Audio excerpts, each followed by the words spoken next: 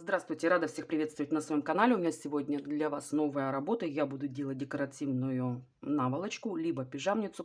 Ну, в общем, у такого предмета очень много разных способов использования. Работать я буду с обрезками ткани. Я приобрела в мебельном магазине вот такие обрезки. Это мебельная ткань. У меня здесь две разных фактуры, два разных оттенка серого цвета. Ткань нарезала полосками. Но вот у меня здесь получились короткие полосы, длинные полосы, так как все-таки это все отходы. Ширина примерно от 7 до 8 сантиметров, где у меня получилось 8 сантиметров, где у меня получилось 7 сантиметров. Но я думаю, работу это не испортит. Также у меня есть молния. Я сначала поработаю с изнаночной стороной, потом буду работать с лицевой стороной изделия. Молния тоже приготовлю. Для этого взяла вот такой отрез серой ткани. Тоже все это у меня остатки. Первое, что сделаю, это подготовлю молнию к работе. Буду подготавливать ее при помощи вот этого лоскута. Делаю я это очень часто, почти в каждом своем видео, где я шила косметички, поэтому объяснять ничего не буду. Кому интересно, смотрите. Вот в таком виде молнию использовать не советую, потому что здесь очень жесткая сама по себе леска, и молния будет смотреться некрасиво, будет портить и удешевлять само изделие. Итак, готовлю молнию к работе.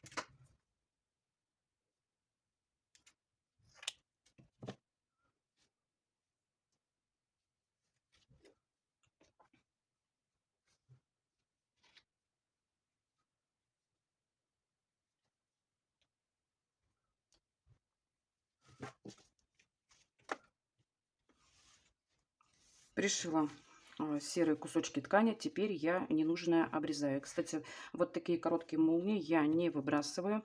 Приобретаю собачки по размеру молнии. Ну и дальше эти молнии использую в работе. Так, лишнее убираю.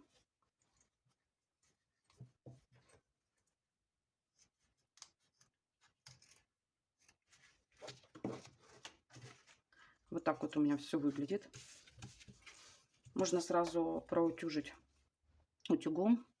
Можно это сделать потом. Но я все-таки прицеплю сейчас это все на булавочки, чтобы они у меня не расходились, эти два кусочка ткани.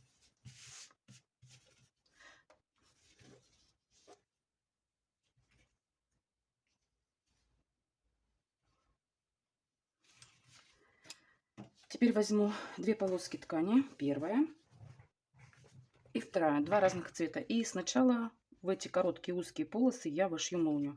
Мне так будет сделать проще, нежели вшивать молнию уже в готовое полотно. Тем более полотно у меня будет все равно состоять из полосок. Но здесь, девчонки, вообще все очень просто. Пришиваем здесь. По этой стороне молнии, затем пришиваем здесь, по другой стороне молнии. Молнию можно сделать открытую, можно молнию сделать закрытую, как вам хочется. Я буду делать молнию открытую, ну, чтобы было еще более интересно. Итак, пришиваю две полоски. Молнию я притачала. Все, теперь я обрежу лишние вспомогательные лоскутки серой ткани с одной стороны и с другой стороны. Я просто их выравниваю. Это все на пиццу. Кстати, у меня есть новая идея по поводу, куда использовать пиццу. Девчонки, долго думала, идея моя, но не факт, что тоже кто-то это не делает. Обязательно расскажу в следующем видео, куда можно использовать заготовки пиццы. Я думаю, что будет интересно. В общем, вот такая у меня получилась деталь. Вшила молнию. Можно, конечно, здесь все это проутюжить. Даже, скорее всего, нужно проутюжить. Можно проложить декоративную строчку. Посмотрю, буду я это делать или нет. Ну, а пока я дальше начну пришивать полосы с ткани. Вот таким образом их чередовая, создавать полотно. Есть у меня, как и говорила, две половинки. Их я сошью сначала между собой и потом пришью полоски. В общем, готовлю такую деталь. И также, девочки, есть у меня вот такая подкладочная ткань. Это у меня спорота откуда-то. Наверное. А, это был пиджак. Я ее использую здесь. В общем, решила я не покупать, а пользоваться тем, что у меня есть. Если ткань сама по себе БУ хорошая, в хорошем качестве, без каких-то затяжек, заломов. В общем, почему бы не использовать ее еще раз? Экономия должна быть экономной. В общем, работаю над такими деталями. И уже дальше точно буду возвращаться к вот таким заготовочкам, которые делала раньше. Итак, подготовила все детали к дальнейшей работе. Обратная сторона, молния. Вот таким образом я пришила подклад. Подклад разделила на две части. Сначала пришила подклад с верхней части заготовочки, а затем пришила на нижнюю часть заготовочки. Вот так у меня все это выглядит. Эта деталь у меня полностью готова к работе. Затем из подкладочной ткани я сразу вырезала бейку для запаковки швов. Приготовила длинную бейку. Она у меня тоже сделана из остатков, вся сшивная. Затем я приготовила подкладочную ткань, то есть подклад для лицевой части своей работы. И дальше сделала лицевую часть. Смотрите, хочу вам я ее показать. Вот таким образом она у меня выглядит. Девочки, сделала я ее вот из этих блоков, по которым у меня снят очень подробный мастер-класс. Единственное, что я здесь заменила, это цвета. Здесь у меня в этом блоке идут цвета голубые, белые, серые. В этих 4 блоках, это у меня 4 блока. 1, 2, 3, 4. В этих 4 блоках я работала только с оттенками серого цвета. Здесь у меня оттенков 1, 2, 3, 4, 5. 5 оттенков серого цвета. Я специально работала с одним цветом, чтобы показать, что и один цвет с множеством разных его оттенков делает работу интересной и симпатичной. Смотрите, как у меня выглядит. Мне очень нравится эта работа. Как я сшивала блоки. Блоки я эти сшила по кальке. Кальку не убирая. Я сшила между собой все эти 4 блока. Здесь все очень просто. Половина уходит в шов, смотрите. И у нас вот образуется в середине такой рисунок. Затем, после того, как я сшила все эти 4 блока между собой, только тогда я убрала всю кальку. Вот так у меня это выглядит на изнаночной стороне. Швы у меня в разутюжку. Калька у меня здесь убрана, но еще не во всех местах. Помогаю себе пинцетом. Сейчас его возьму. И вот такими движениями все у меня убирается. Если у вас есть большой опыт и вы в себе уверены, то, конечно, такие блоки вы можете шить не по бумаге, но я думаю, это намного будет сложнее. Поэтому еще раз советую вам шить по бумаге. Итак, вроде все. Сейчас я уберу все лишнее валиком. Очень часто пользуюсь валиком для одежды. Удобно. Удобно убирать им мелкий такой мусор. Все. Я надеюсь, все понятно, как я сделала вот такую декоративную центральную часть. Ссылку на это видео, где я шила вот такой блок. Блок называется «Крученый колодец».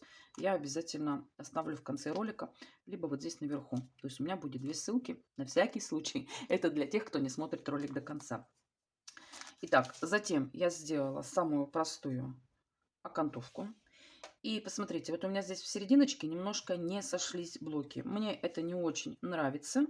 И еще мне хочется завязать между собой вот эти 4 квадрата и саму по себе окантовку. Поэтому я вырезала ножницами зигзаг вот такой маленький квадратик и сделала его в серединку.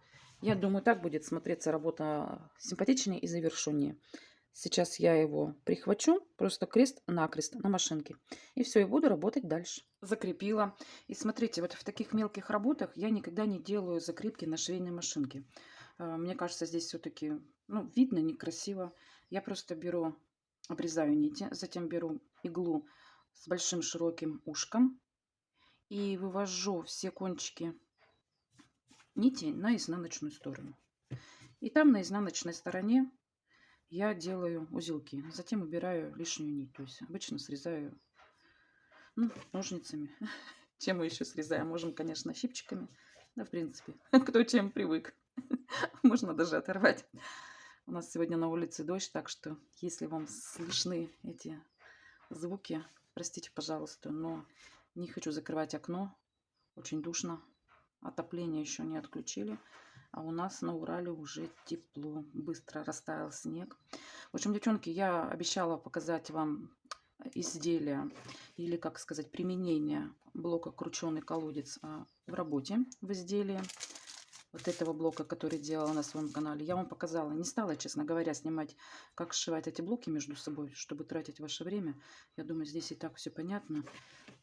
И, как показывает практика, люди не любят смотреть длинные ролики. Все ниточки вывела на изнаночную сторону.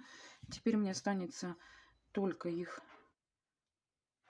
завязать узелками, закрепить и срезать лишнее.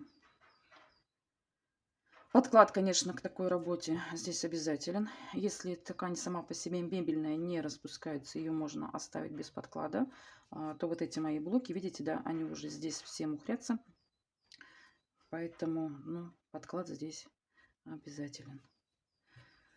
Вот такая у меня будет красивая декоративная подушка, либо пижамница. В общем, вариантов масса использования такой работы. И, возможно, я ее выставлю на продажу. Потому что, на самом деле, работа получилась красивая, сдержанная, без лишних вещей. В общем, вот такая у меня лицевая сторона. Мне очень нравится. Уже заговариваюсь. Теперь к этой лицевой стороне я сразу же делаю подкладочную ткань. Ее приколю булавочками, чтобы она никуда у меня не съехала.